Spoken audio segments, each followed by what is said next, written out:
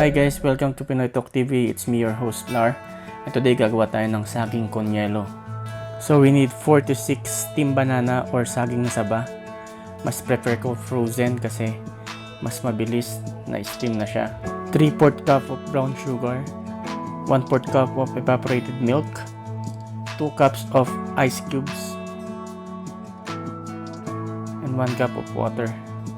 So una natin gagawin, papainitin lang natin yung tubig, then ihahalo na natin yung brown sugar. I-mix lang natin ito ng ilang minuto hanggang sa matunaw na yung brown sugar.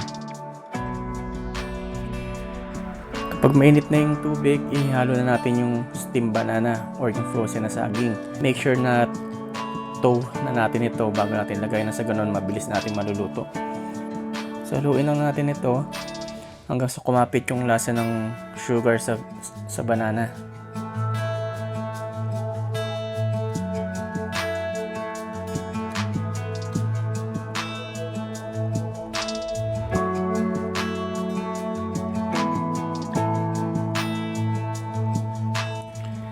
So now this recipe needs ice shave or shaved ice.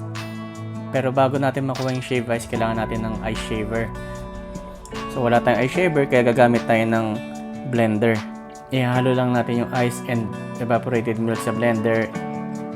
Then i-mix natin, making sure na madurog yung mga ice into smaller pieces katulad ng ice shave.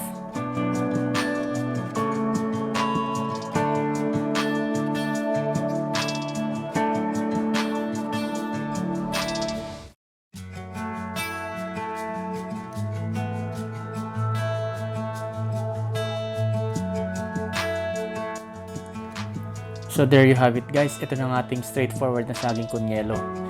Salamat sa panonood, please like, share, and subscribe, and ring the notification bell for more videos and notifications. Hanggang sa muli, it's me Lara, Pinoy Talk TV, signing off, peace.